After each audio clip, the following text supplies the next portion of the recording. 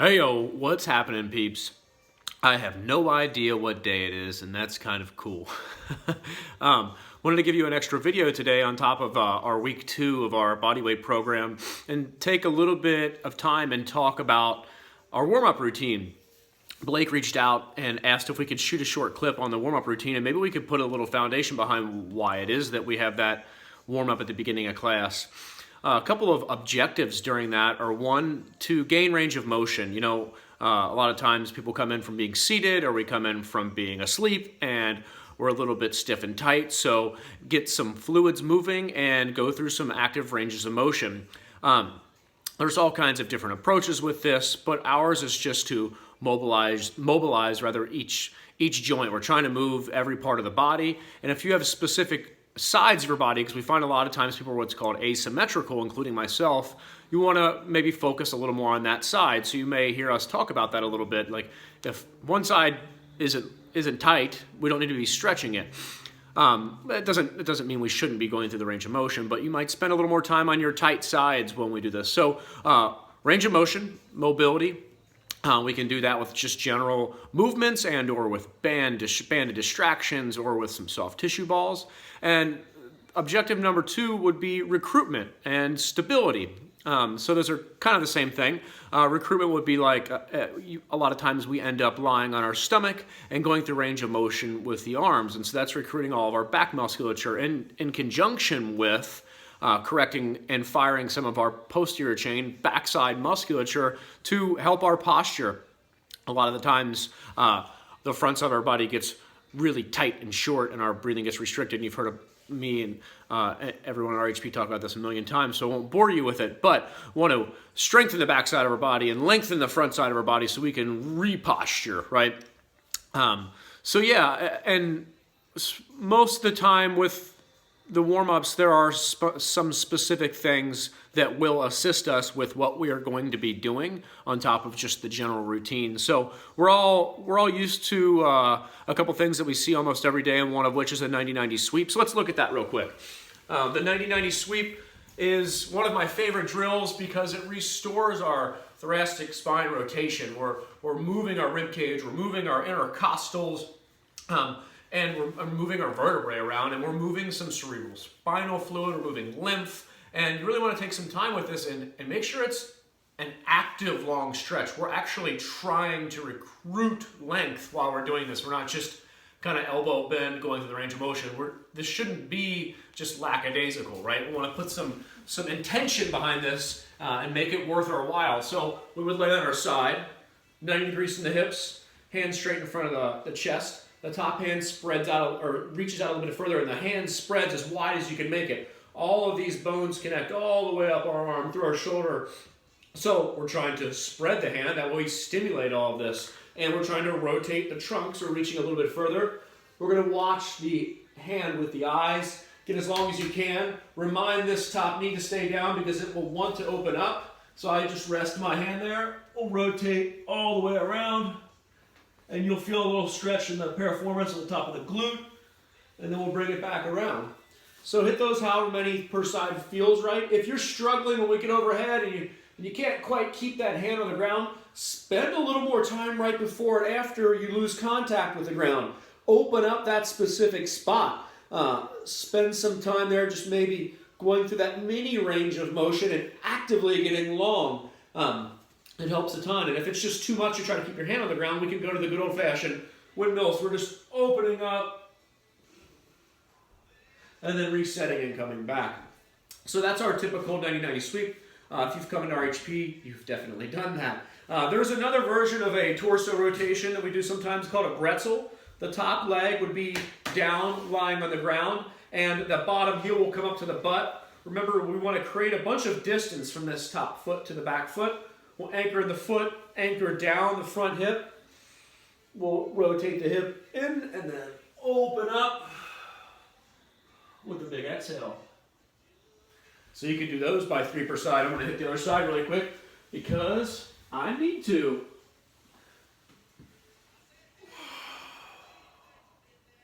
Remember, we're never in a hurry when we're doing this. If it were my choice, I'd spend a heck of a lot more time on our our mobility work than we do, but I know everybody needs to get in and get their blood moving, or their blood pumping, and their heart rate up. So another drill that you'll see a lot when we do any kind of hip variation drills during the exercise, which is every time, are hip rotations. So these recruit every muscle around the hip while it's actively going through a range of motion. So over time, if we really focus on these, we'll get better at these. And these are called controlled articulating rotations, or CARs.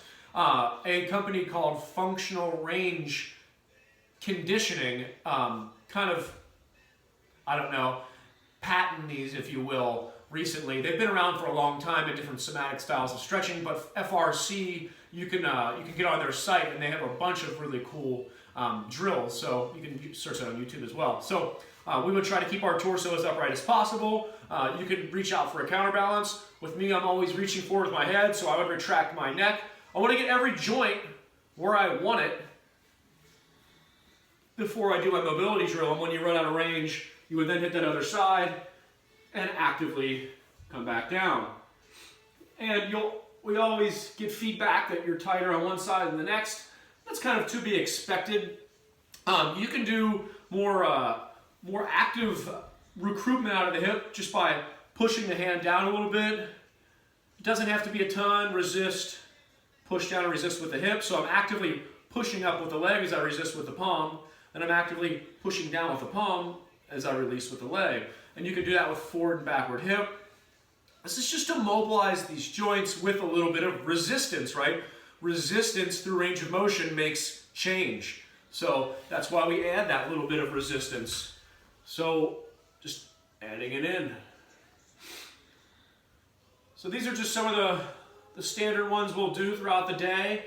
And again, going back to talking about why we do some of these things, posture and breathing seems to be a common theme of things that we all need to work on. So with that, we need to work on our back sides of our body and extend a little bit, right? Our extension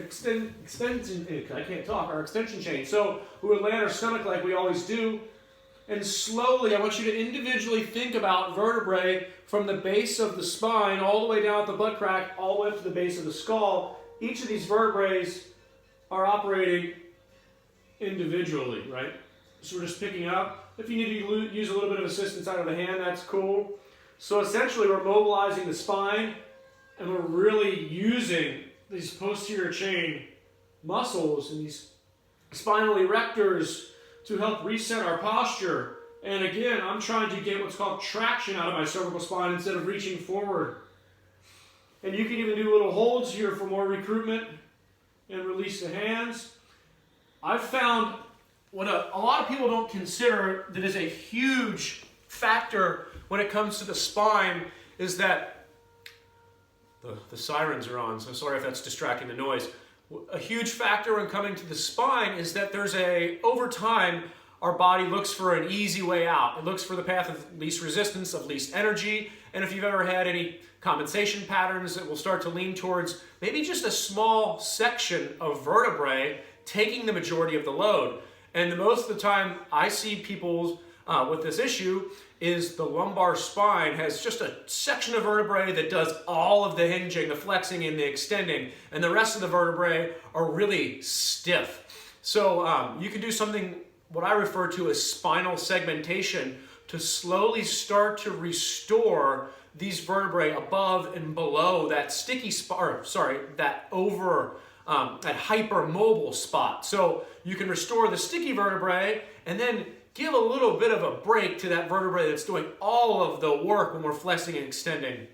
Hypermobility is a really big challenge when it comes to the gym floor and resistance, because hypermobility already is a problem. If we add load to hypermobility, then we've really kind of pointed out the problem with a flashlight. So what you can do in that case is just our standard cat-cows that Corey will run us through in yoga classes, but just be a little more intentional with what vertebrae are moving. So we can extend really slow. Sometimes it helps if you have someone pointing, physically touching each vertebrae and helping cue you open these up. So we're just gonna, and you'll know pretty soon after doing this drill what vertebrae have more range of motion, or what section of your spine kind of takes over. And it's hard for me to tell if I'm doing this the way I like, because I don't want to stare at the camera while I'm doing it. But you get the point. We were just doing a really slow, controlled cat-cow, kind of making a wave through the spine. My mid-back tends to take a majority of the flexing, and so I want to restore the extending. So you can also hit that cat-cow for a warm-up. If you don't have any rollers at home, hit me up. I'm happy to meet you at the gym and lend some of these out. We have some equipment left. So for me, one thing I love to do on a pressing day, a push-up day, is put this roller right in this pocket where my pec, my chest connects to my arm. This oftentimes gets really tight, and inherently we get a really mad shoulder, right? So I want to open that up a little bit just by applying a little bit of downward pressure with the roller. And yesterday was push-up day for me, so I'm really feeling this.